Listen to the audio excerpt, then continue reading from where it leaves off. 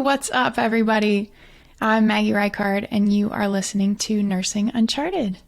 We have a different type of episode today. It's just me today, because this week we are using this time to reflect on the whole experience that we've gone through over the past 2 years.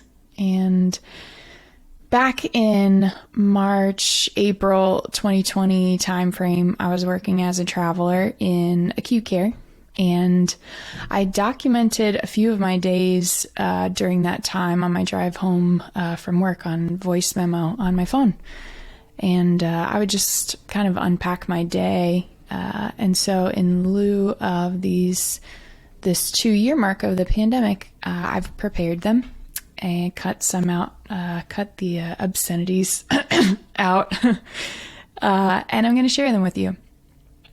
This is a really special episode for me because I'm showing you exactly what a portion of my experience was like. That's really special for me, and I wish I would have recorded more of them. I only recorded about 5, of my days, and I'm mad I didn't keep it going, but I think me from 2 years ago probably just didn't have the emotional energy, to keep it going. I don't know what happened, but I have these, few, and I'm glad to show you what I have.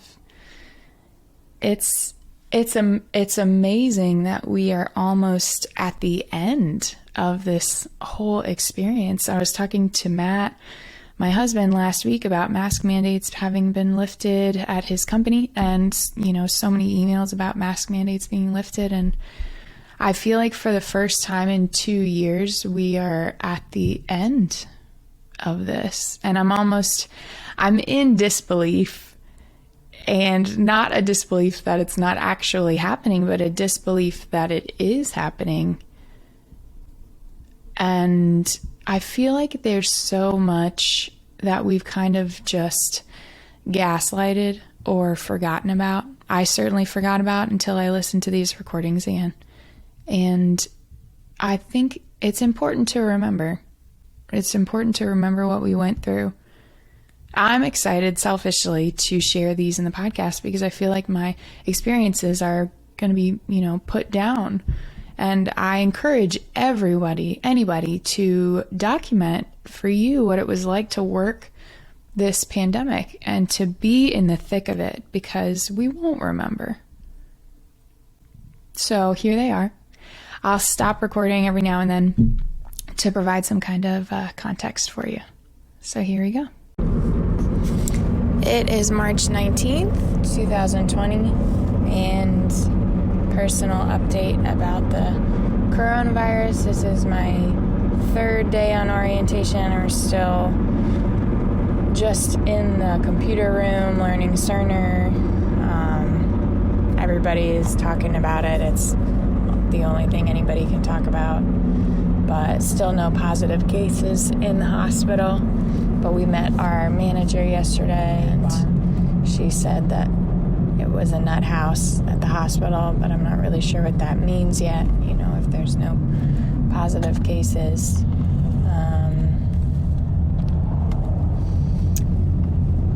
I'm trying to think of other things.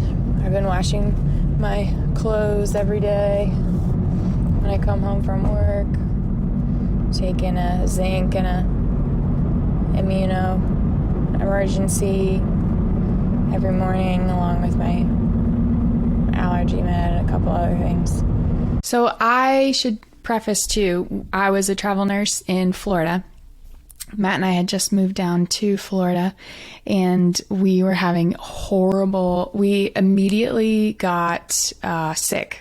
Like as soon as we got there, it was like we had sore throats, and Matt had an ear infection, and we went to urgent care. And this was like, March 6th, maybe, when everything was kind of, omnipotently around. It was all around, but we didn't think that it would happen to us. And I think the urgent care doc said that it was just allergies of us moving down there, which maybe it was, but like, retrospectively, we're like, was that COVID?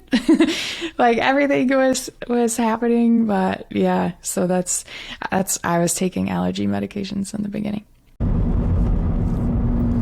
We haven't left the house. I feel so bad for Matt because he's just been in the house for 4 or 5 days now. I haven't gone anywhere. Can't go anywhere. People are getting cabin fever and want to move around, and they want to come down and visit. And I had to tell Matt's groomsman yesterday he can't come, and Matt's family also. A lot of confusion and pushback from everybody. This was the beginning of a lot of differences in ideas, and it started, right at the very beginning. I feel like there's just so many, different opinions about things, and it was really hard to navigate. I think from day one, so many of us have seen that in our communities and friends and family, and, as somebody that worked in the hospital, it was really hard to, originally tell people like we really shouldn't, see each other. This is something that's really serious that we should,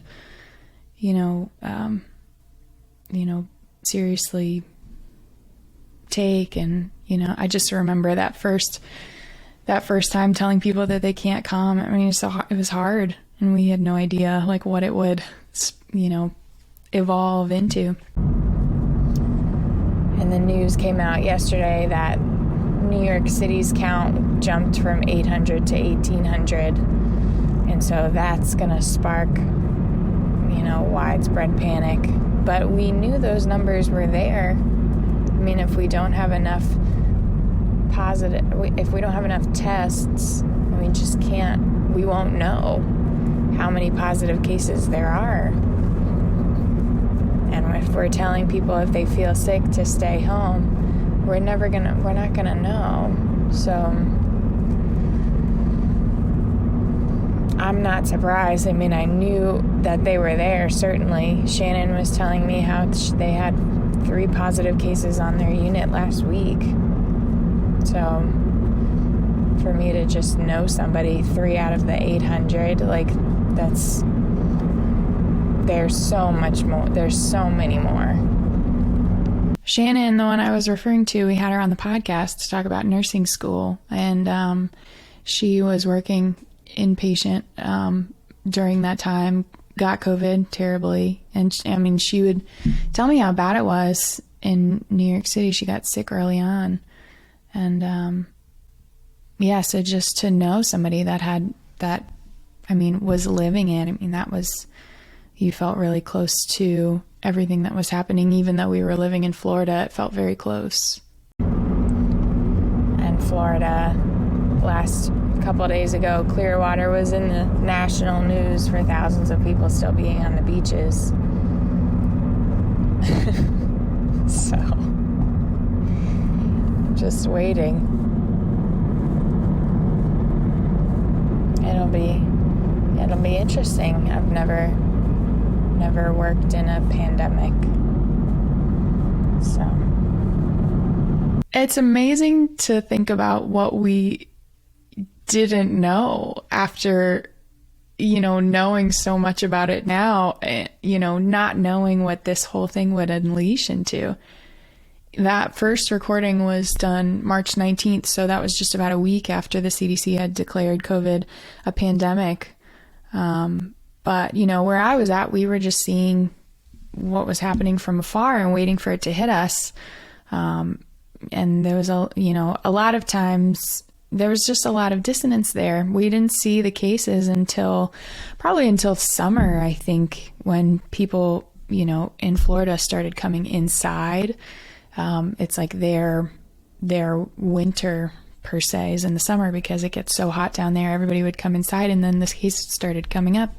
And I had gone to my next assignment then, but the only things that were happening at the time is the whole state was shut down. Everything was shut down, so small businesses were were not getting business and people were suffering, but then we weren't seeing the cases. And so it was really, there was a lot of frustrated people where I was at.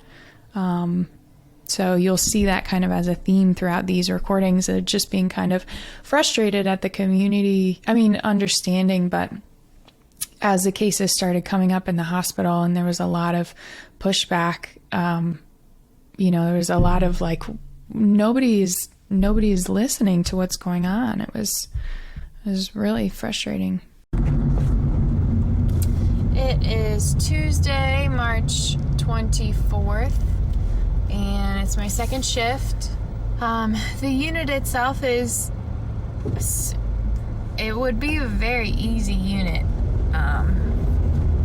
in my opinion, if this whole corona thing wasn't happening, because it seems like it's very straightforward. It's orthopedic patients for the most part, and general medicine, but they're not bad patients. So orientation went really well. I did everything on my own today, but I think we may have our first coronavirus patient on the third floor. It's amazing how this whole thing is constantly changing policy, because yesterday we were told, you can't follow any other recommendations other than the CDC recommendation, because there's so much changing, continuous, and misinformation out there that you can only follow CDC recommendations and what is telling you to do. And that currently is, with droplet precautions, just a surgical mask. And that's only with respiratory patients, and respiratory patients are going to be wearing masks themselves. So those coronavirus patients will be wearing masks themselves. The hospital was grappling with a lot of supply issues at the time, and I think that it caused a lot of tension with the staff because of what we were hearing in other, outside in the community. Like, this is droplet, is it not droplet, is it, airborne, we should be wearing N95s, New York City is wearing N95s, and yet we're still wearing surgical masks. There was a lot of tension, because I think that, as a hospital system, you're looking at your inability to provide N95s, and also what your supply is going to look like for surgical masks down the road. So, I mean, in early, when we didn't have that same production of stuff, I mean, I can see on all sides how it could have been, where all of that change in policy was coming from, but it was really frustrating. We will be right back to this episode. We just want to take a brief moment to shout out the company that makes this show possible, American Mobile. If you're a nurse interested in traveling, visit AmericanMobile.com to explore the amazing benefits that American Mobile has to offer. Featuring short and long-term contract opportunities at leading facilities across the country with higher earning potential, W-2 employee status, and a flexible schedule, American Mobile is your advocate for career success. Visit AmericanMobile.com to begin your travel nursing adventure today. And now, back to the show. So, that was yesterday. This morning seems the same. I discharged a patient downstairs to the rehab facility, and everyone down there, staff, all of the staff, is wearing a surgical mask. And nobody told me, but it was a very present, very urgent thing that I put on a mask. That I was looked at why aren't you wearing a mask? Put one on now. So I did that downstairs, and they said that it's because of the older population, which that's such, because there's elderly people running rampant through the hospital. So, like, why is it just downstairs that we wear surgical masks? It doesn't make sense. And lo and behold, at like 6 o'clock,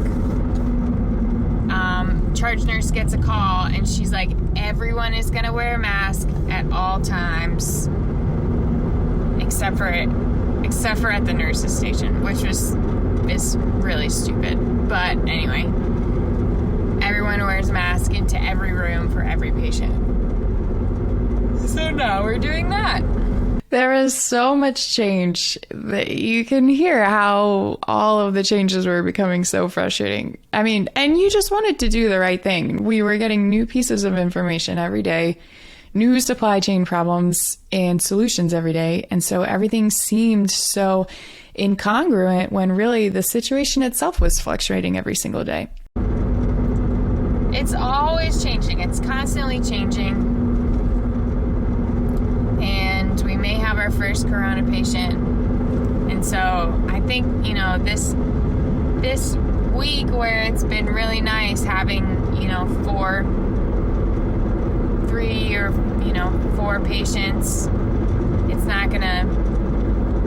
it's definitely gonna pick up. And it's coming.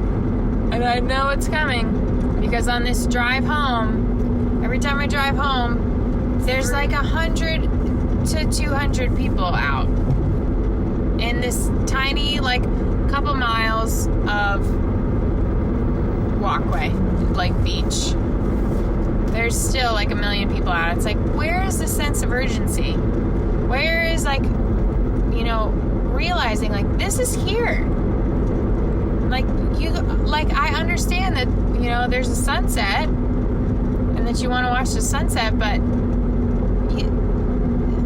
priorities right now. Like, come on. I was really concerned about the community. I really was. I mean, it was such an old population. I mean, when you think about Florida, I was just like, you know, and the fact that I was seeing something so completely different and we were becoming so concerned about it in the hospital, and then just to have it like completely switch whenever I'd come home from work, like, I was really concerned. I think that everywhere else understands that we all need to stay inside, but because it's nice here, people like want to be outside, which is such a shame because it's such an old elderly population here, and it's going to be hit really hard. So I'm getting so many requests to work in different places, different areas, and, you know, crazy contracts, like super high contracts, which would be it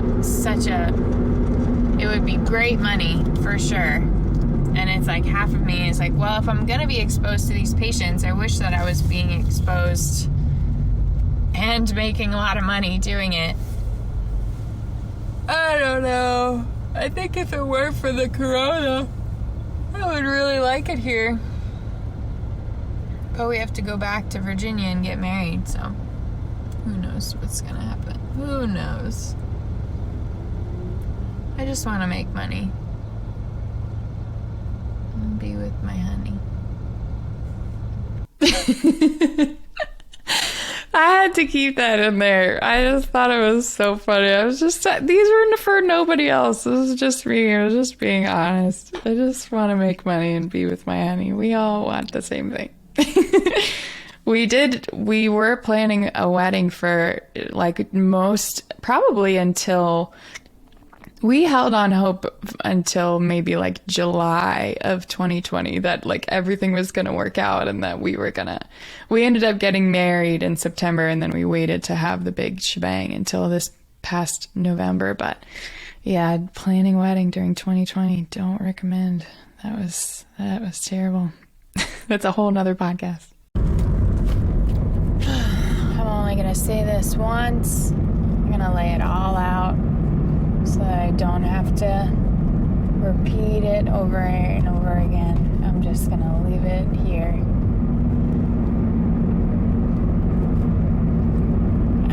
the day is over, so I don't feel half as overwhelmed as I did 2 hours ago, 3 hours ago. But every time, and this is the second time, that the first day I go off orientation, I get floated to a different unit that I have never been to before, that I don't know how it operates. And it's the worst shift of my life. It's truly the only other shift I can think of was the worst shift I've ever had. Starting out as a traveler is hard on any assignment. It's a lot of figuring out where things are, who to page, and then a lot of times, places are in need of help. And so a lot of times they don't have, policies in place like you're used to, or there's a lot getting used to the way things that are done. And then COVID on top of that was just a whole nother animal. And I haven't broke down on a unit in so long, and I was in tears today, in disbelief that they were giving me an admission because I was drowning, and I didn't know who to page. Like, I thought that I was doing good. I would have been fine if I didn't get that admission. I would have been fine. But there was no other help. Everyone else was in the weeds. Everyone else had their own problems. There was nobody, and so much falls on the charge. Even if she is wanting to help you, she can't help you. There's no way. She's literally on the phone the entire day. It was miserable. And I had a COVID rule out patient, which I was like, my heart sank like as soon as I heard that. I was like, why? Of course I get the COVID rule out. I felt like I was pretty lucky during I did 13 assignments over 4 years, and I never really bought into the, travelers get the bad assignments mentality. I always thought, as a charge, when I was working charge permanently, I didn't take that into account. I had so many other things I'm thinking about. I never thought about that. But I remember thinking that day, because I was like, what? This is my second day at this hospital. And I'm getting, and at the time, like, the COVID rule outs were, we were wearing surgical masks, you just didn't know if you were going to get, infected. There was so much fear around all of it. And I didn't know where anything was, and then I get this, patient that we're all afraid of. Like, it's just amazing. It was an amazingly horrifying shift. And my patients were, I don't know, one of them was bad. I didn't know how to hang a heparin drip. I haven't done that in forever. Thank God I hung PPN like yesterday for this other lady, because I was supposed to hang PPN, but this lady needed a central line to hang the PPN. She didn't have one, so then the PIC nurse needed to come by and put that in. But then they also ordered a heparin drip, and that needed to go in. That needed to go in so much earlier than it did, because I caught a change in this woman's foot at like 11:30 in the morning. we texted the doctor, didn't get a response until he came by, what, about like 2, 3 o'clock? And then I asked if he had gotten that page, said no. And then goes and looks in the patient. Oh yeah, actually, yeah, that does. That's very alarming. Like, okay. So then we ordered a arterial Doppler ultrasound, and I guess that came back positive because he ordered a heparin drip, and I was waiting for it to come up, and amidst it coming up, I had a discharge. One of my patients can't breathe, the other one's IV went bad, so I was waiting all day for another IV to go in, antibiotics, and then I have the COVID patient. So this, I should point out, this period of time was a period of time where, I mean, all hospitals were closed for elective procedures, and people weren't coming to the hospitals for their normal, ailments. So aside from the people who, really they couldn't help but being there, hospitals were empty. The orthopedic floor that I was a traveler for was empty. Elective procedures were not happening, and they were supposed to cancel my contract, per the manager at the time. She told me that she was supposed to cancel it, and then she said she was just going to not and see what happens because I was a strong nurse and she needed me there at the time. She appreciated me as a member of their team, even though it felt like I was never there. I was always at this other unit. And it was so frustrating to float every day, but I got used to it, and I got to know that one unit pretty well, but I was frustrated, and I didn't cancel my contract because, one, I never canceled my contracts. I don't believe in it. I think it looks bad. And two, travelers everywhere were getting canceled. I mean, it was either you didn't work or you worked to the bone with no resources in New York City. That's what it felt like. And it was just like, I thought I had a handle on it, and then no way did I have a handle on it. It was just so much at the end of the day that I had to put on this one girl. And I think, but we got it done while we were, the two of us were able to do it because I had help. If somebody was there to help anybody, then I could have got my shit together. But like, everyone else is like running around like insane. And that's just the normal trajectory of that unit. That's the way it is. Because we're not even at capacity for these COVID patients. Like, I'm being floated all the time because my orthopedic floor has 7 patients. I would rather go to the TCU, the rehab. Another saving grace is that, like, this hospital, they don't give a lot of medications, which is good. And there's just something about a smaller hospital where the patients understand that things aren't going to happen right away and they're going to have to wait around for the doctor. So I feel like I don't get a whole lot of flack about, things not happening in an orderly fashion.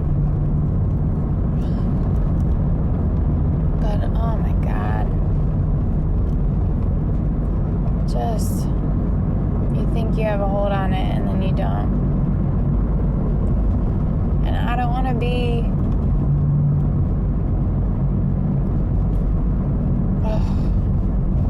worrying where I'm going to go. It's just so annoying. Yeah, that's just going, again, what I was saying before. I mean, I think that's why everybody was getting canceled. There was just this huge exodus of travelers, and I was lucky to keep my job at that time. But I mean, it wasn't pretty. We were just floating all the time. I got to know that hospital really well. It's such a waste of money. I could be making 3 times the amount that I'm making now somewhere else where they actually need me. Not on this unit. I would have gone to New York.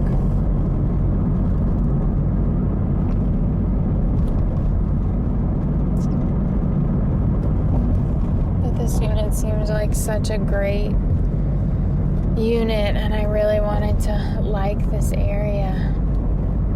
I can't make a decision on that based on one day, but this day sucked.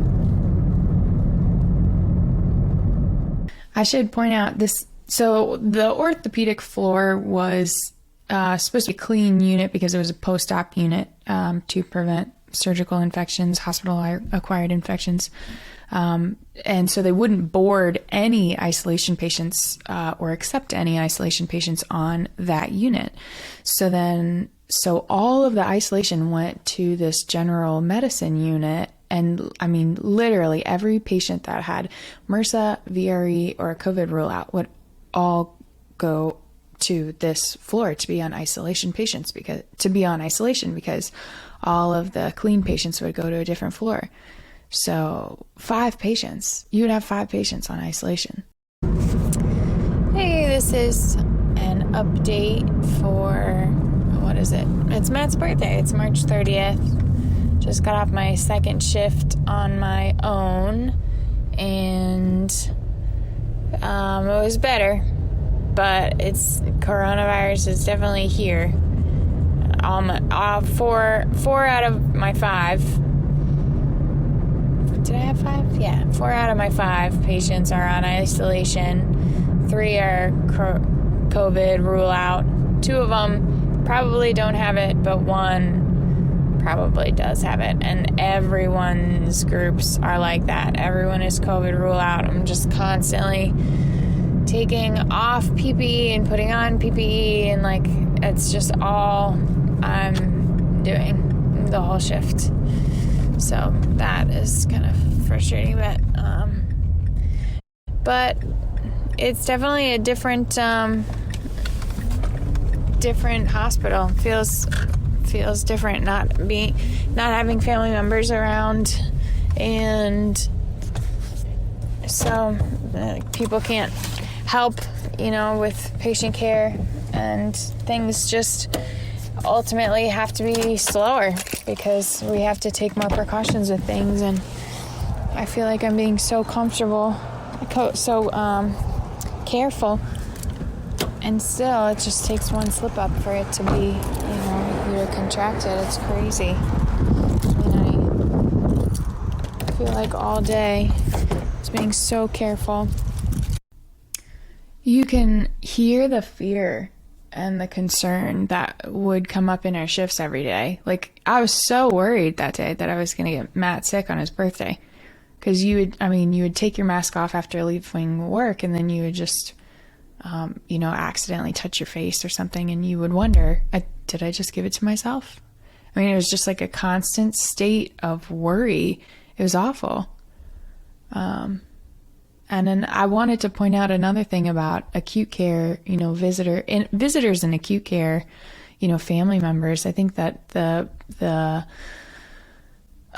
it's different than visitors in the ICU, I think, because in acute care, we really appreciate family members for their ability to get patients water, or help them turn, or sometimes help them get to the bathroom. It takes a lot of some of the time requirements, little day-to-day things, but we didn't have that.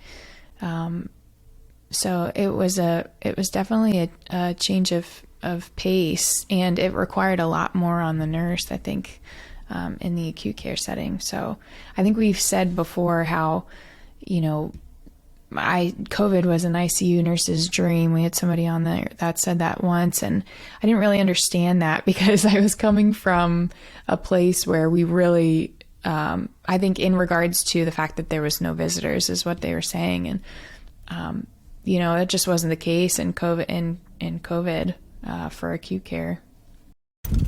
More careful than other people. I saw one guy, I can't think of a example. I guess I could try harder, but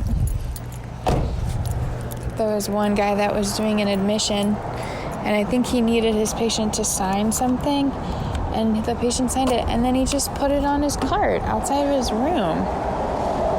And I was like, absolutely not. You you just put that on your clean surface. Like, I don't know.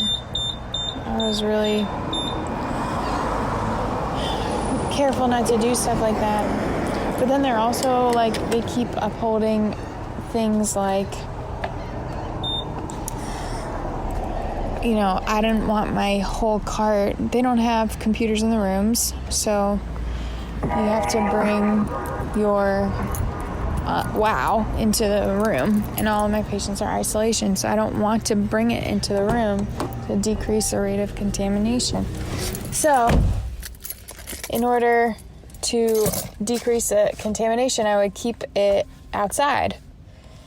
But in order to scan medications, I need to have the patient's chart up in order to scan stuff. And so, but then that means that the patient's information is seen on the computer outside of in the hallway, which is a HIPAA violation. And they'll still get you for that.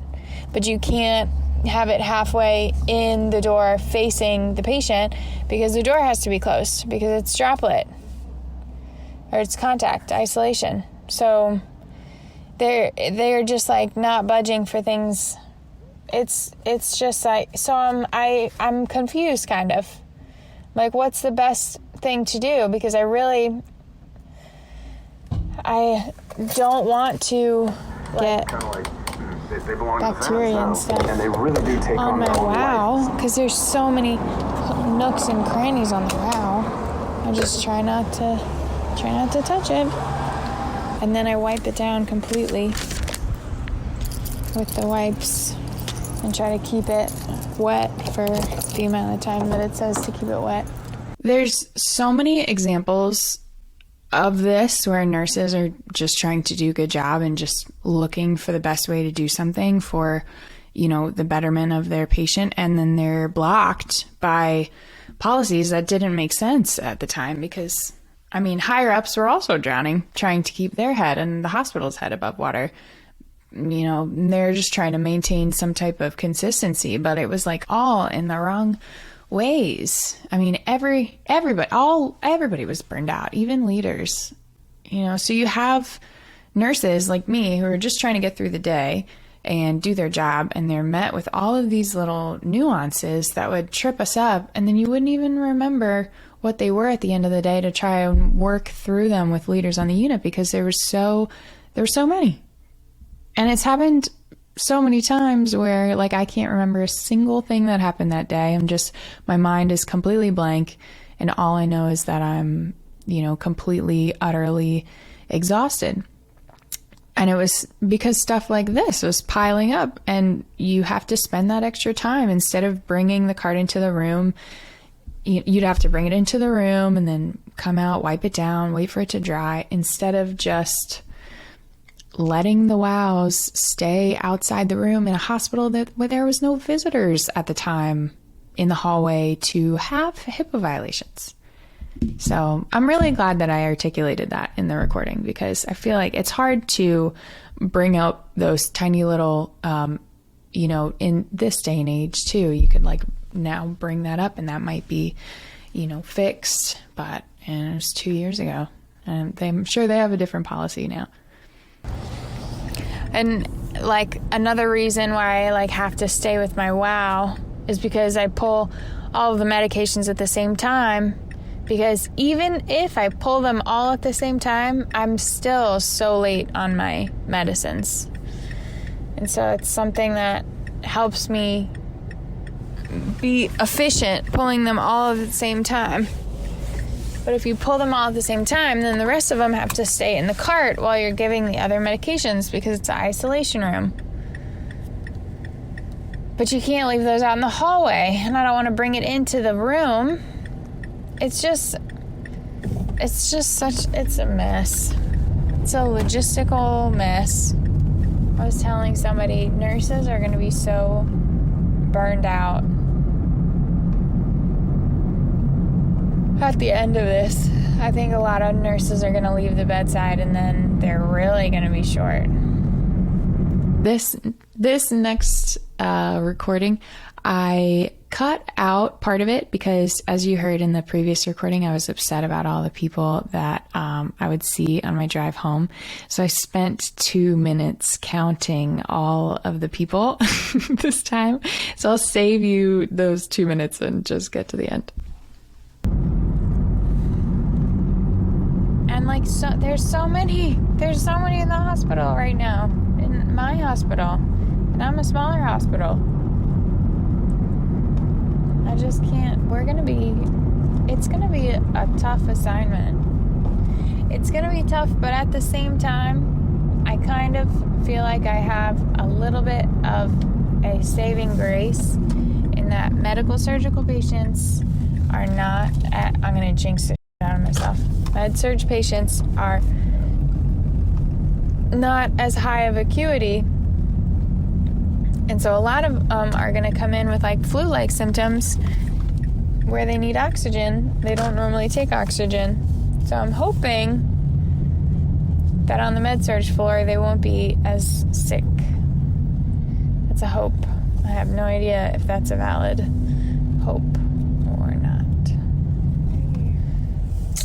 All right, I'm signing off. Today was a good day. Today was a good day. It just tells you how relative everything is, or how high my threshold for stress was at that point.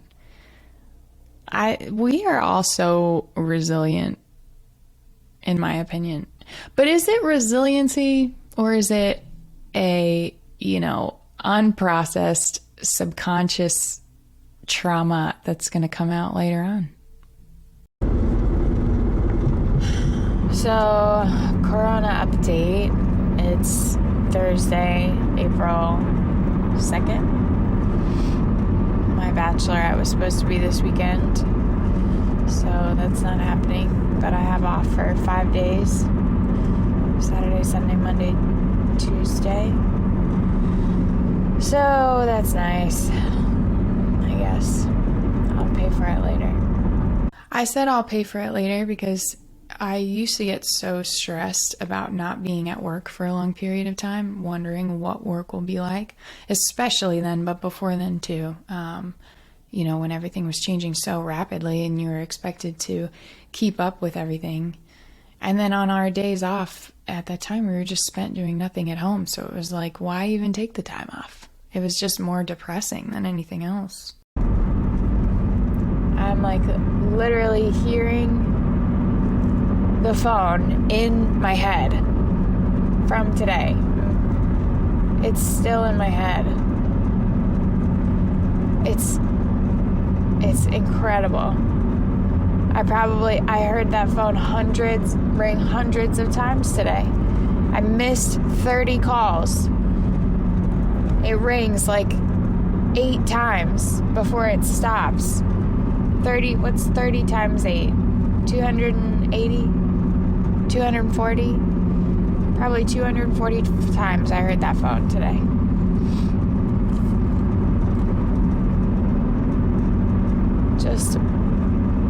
And I'm hearing like alarms in my head. It's the IV beeping.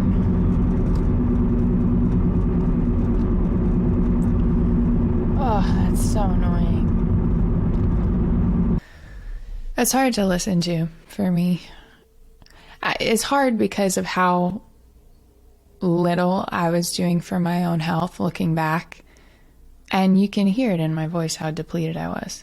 But so for Corona, there's going to be a COVID team. Nobody knows what's happening, but all of the coronavirus rule-out patients are being grouped together into entire hallways. You have an N95 mask that you are gonna be. I just had this thought that I'm not gonna be working for 5 days and they're gonna figure all this stuff out. Everybody's gonna be oriented to this new way of dealing with corona patients, and then I'm gonna get there 5 days later and I'm not gonna get orientation for anything.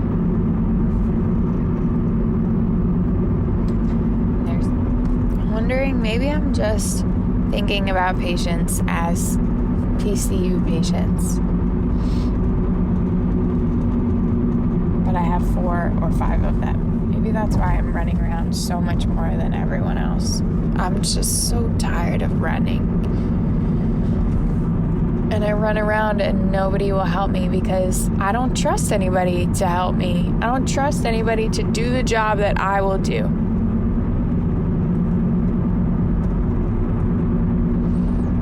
And then, God forbid, I give somebody a task. I don't want to be told that that task is too big. Don't ask. Do not ask me if you don't actually want to help.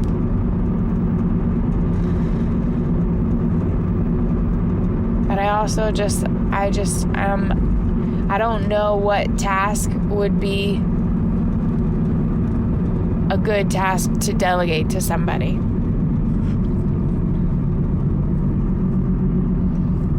It's just all day. I mean, I thought I had a handle on things. I got 3 patients' assessments done, by mid-afternoon. And then the other 2 I couldn't finish until 6 o'clock. I didn't eat until 4:30. All of this isolation is so frustrating. No isolation gowns, no wipes, no anything, no even carts, no isolation carts available.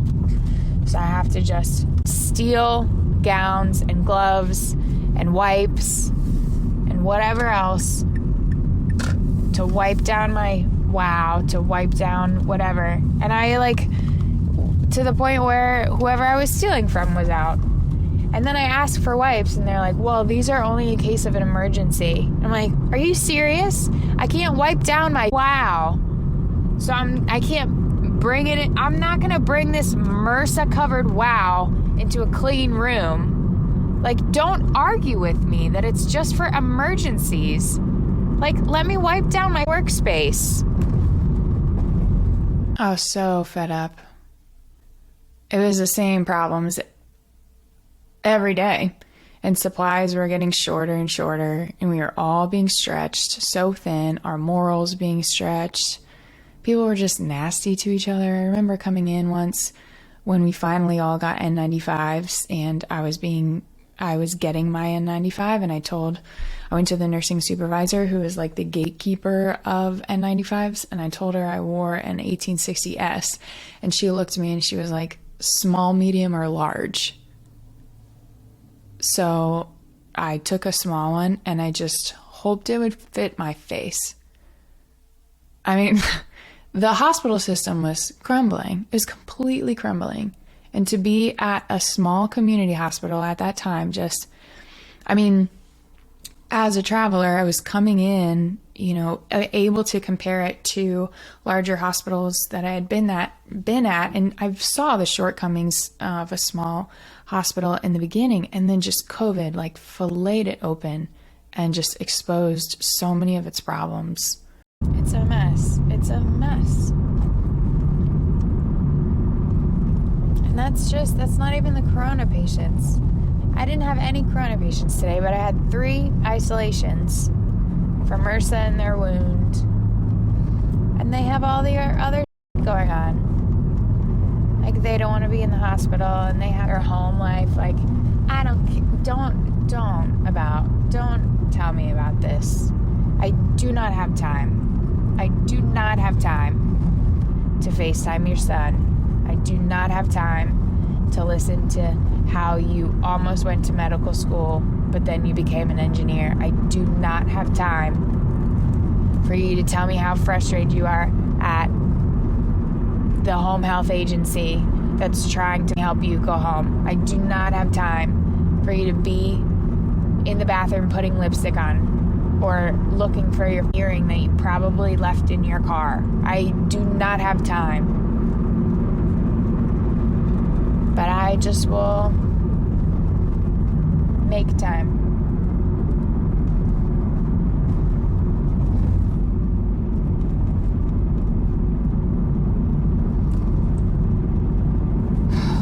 And that's why I never sit down.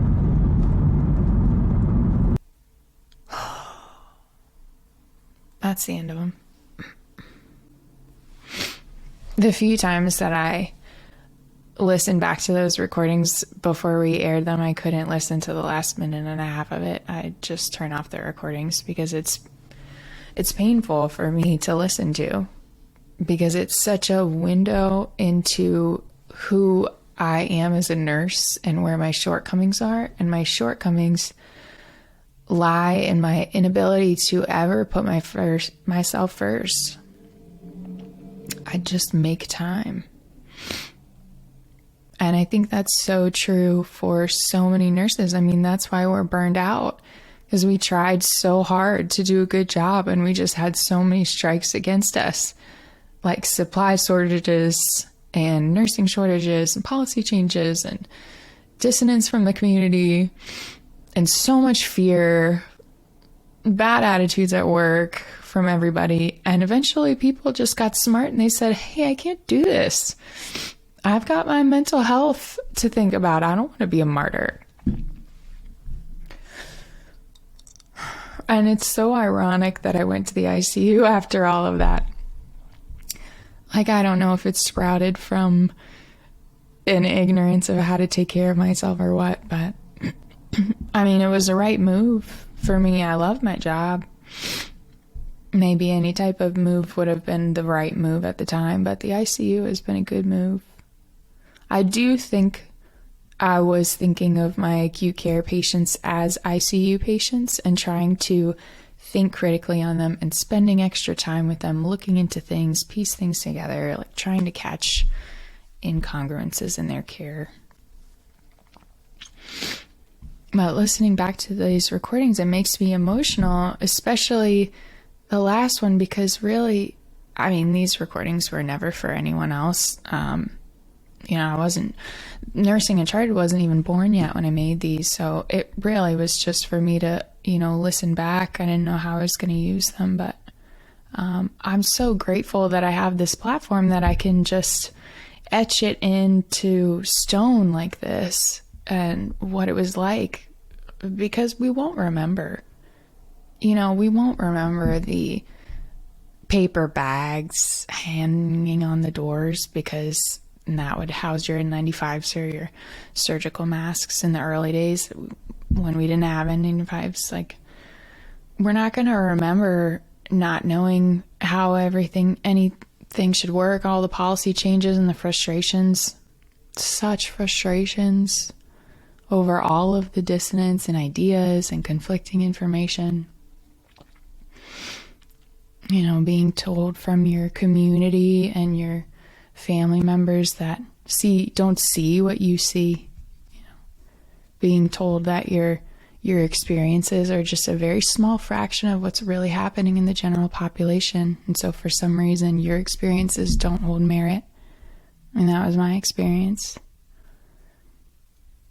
We need to write these things down and remember them. And I feel like I've been working a lot on processing. I'm not very good at processing. I'm very good at covering things up, which I think in some of these recordings, it's almost painful to hear me go from one exhausting, depleting, painful state of mind that I was in to just switching gears, chipper, energetic, upbeat the very next day. I mean, the contrast in that, it's not healthy. It's not healthy to just push that down and be able to reset and just go the next day. But that's what we are trained to do because of the exhausting conditions that we work in. I mean, we go into work and work in these exhausting 12-hour days, and then we do it over and over and over again. And it's just normal. It's just normalized. So you start fresh every day, but your body doesn't start fresh. It remembers.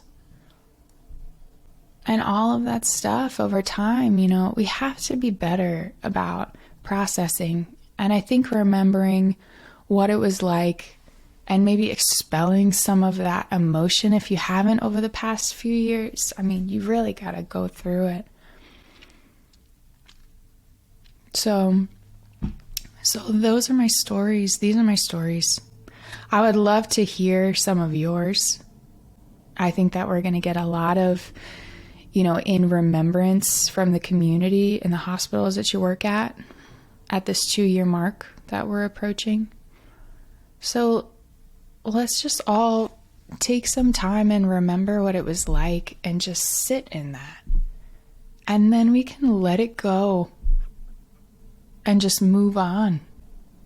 We can shift our focus back to bettering our work environments, perfecting our units, and just being kind to one another. AMN has this movement that they've started for a while that's encouraging, non-medical community to be kind, which is great. I hope that there is a newfound understanding that comes from our patients about how hard our jobs can be and what we sacrifice in order to provide good care. I hope we can all move forward and move on. So that's our episode today. Let's take some time to remember what has been and let it go so that we can put this pandemic behind us. I'll see you next week. That brings us to the end of the show. Thanks for tuning in to Nursing Uncharted. To learn more about today's episode, make sure to explore the show notes at americanmobile.com/nursinguncharted. And don't forget to subscribe so you never miss a guest. If you're a nurse interested in traveling, visit americanmobile.com to explore the largest database of travel nursing jobs in the industry and the amazing benefits that American Mobile has to offer. Also, a special thanks to producer Jonathan Cary, assistant producers Katie Schrauben and Sam MacKay, and Aiden Dykes for the music and editing. Until next time, take care of yourself.